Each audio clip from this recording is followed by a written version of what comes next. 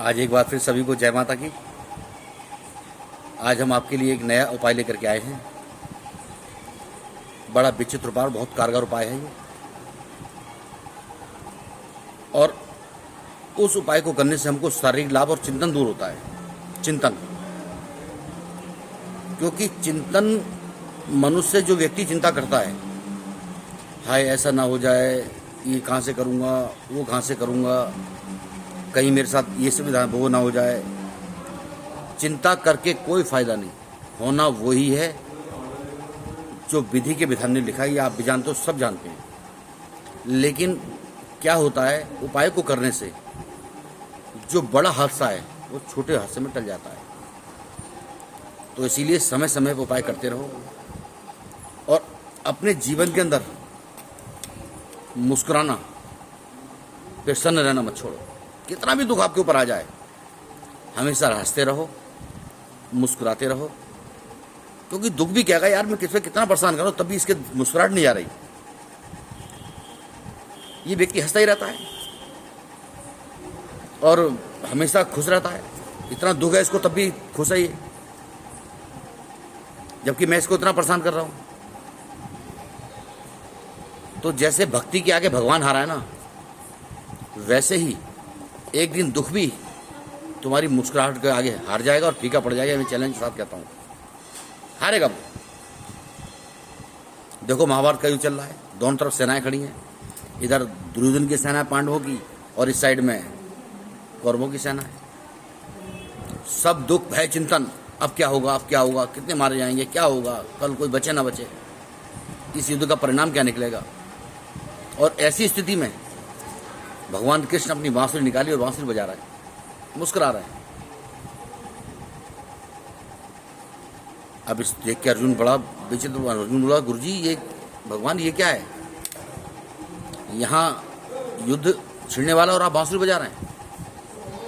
तो भगवान कहने लगे, जिस चीज को मैं देख रहा हूं उसको तू नहीं देख रहा। यदि जिस चीज को मैं अपने मन से देखूंगा, तू अपने मन से उसको देखेगा, तो तू ही मुस्कुराएगा। क्योंकि तू सत्य के साथ है, असत्य नहीं है। वो असत्य है, वो सत्य के, तू सत्य के साथ है और वो असत्य के साथ है। तो इसीलिए एक बार मन से देख और मुस्कुरा। जब मुस्कुराएगा तो दुख अपने आप दूर तो सहटता चला जाएगा। तो इसलिए अपने अंदर की मुस्कुराहट को मत छोड़ो। दुख आया है तो जाएगा भी। बड़े प्यार से गले लगाओ, आ भाई मेहमान है तो हमारा। मेहमान घर में आ गया, भगा थोड़े देते हैं उसको। आ भाई ठहर। जब आपने दुख सुख भोगा है तो दुख भी आपको ही भोगना पड़ेगा। यदि भविष्य में आप अपनी जबान से गलत बोलना है, उसका परिणाम आपको ही भुगतना पड़ेगा, दूसरों को नहीं भुगतना पड़ेगा। इसीलिए दुख आए तो मुस्कुरा के स्वागत करो, सुख आए तो पैर बिछा के स्वागत करो, हाथ बिछा के स्वागत करो, मन लगा के स्वागत करो। इसीलिए मेरे भाई, समय समय पे अपने आप को, अपने व्यक्तित्व को चेंज करते रहो। देखो, उड़ान तो सब भरते हैं, परिंदा भी उड़ान भरता है, लेकिन उड़ान भरनी कितनी है और कहाँ जाना है, उसको दिशा उसका मस्तिष्क करता है। इसलिए अपने मस्तिष्क को, अपने दिमाग को एकाग्र रखें, शांत चित्त रहें। कोई भी निर्णय लेने से पहले सोचें कि इस काम में सही होगा या गलत होगा, उसके बाद ही किसी निष्कर्ष पहुंचें। और यदि आप सही निर्णय लेंगे तो आपको आगे का रास्ता स्वयं मिल जाएगा। ये हम आपको चैलेंज के साथ कहते हैं। इसीलिए चिंतन को छोड़िए, क्योंकि चिंतन चिता समान है। कहते हैं कि ब्राह्मण वही जो गाल बजावा और साधु वही जो जटा रखावा। जटा रखने से कोई साधु नहीं बन जाता और गाल बजाने से कोई ब्राह्मण नहीं बन जाता। इसके लिए ज्ञान की आवश्यकता होती है, संतों के लिए तप की आवश्यकता होती है। आप अपने जीवन में जो संघर्ष कर रहे हैं, ये नहीं कि आप तपस्या करें, ऐसा कोई नहीं कहता आपसे। इसीलिए जो आप कर रहे हैं अपने परिवार के प्रति, इसको सब संसार में सबसे बड़ा तप माना गया है। समय समय पे परिवार की पूर्ति करनी, समय से माता पिता की, समय पे बच्चों को देना, समय पे सब चीज ला के रखनी। अपने आप नहीं खा रहे, बच्चों को खिला रहे हैं, तो ये भी आप बहुत बड़ा तप कर रहे हैं। और इसी क्रम को यदि आप आगे बढ़ाते जाओगे तो भगवान आपको आगे बढ़ाता जाएगा। इसी के साथ मैं आपको एक नया उपाय बताऊंगा। जो हमारे भाई बहन, जो व्यक्ति, जो बच्चे मुंह से बोलते हैं साफ नहीं बोल पाते हैं, तुतलापन है, या बोलते भगला जाते हैं, मन डर जाता है, भयभीत हो जाता है, उनके लिए हम विशेष लेकर के आए हैं 4 मुखी रुद्राक्ष। इसमें 4 धारियां होती हैं। इसको 4 मुखी कहते हैं। असली की पहचान यह है, यदि आप पानी में डालेंगे तो ये डूब जाएगा। संसार की कोई भी लकड़ी होगी तो तैर जाएगी, असली होगा तो डूबेगा। असली लेकर के आना। 4 मुखी रुद्राक्ष है। ये साक्षात पर ब्रह्म स्वरूप है। इसको अपने कंठ में धारण करें सोमवार के दिन। और सबसे बड़ी बात तो यह है, जो व्यक्ति हकलाता है, तोलता है, तोतला है, बोलते समय मन भयभीत सा रहता है, ये उनके लिए रामबाण है।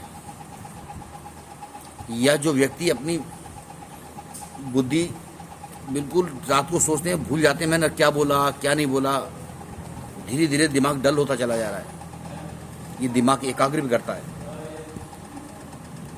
इसमें 4 वेदों का समावेश है। यजुर्वेद, ऋग्वेद, अर्थवेद, सामवेद।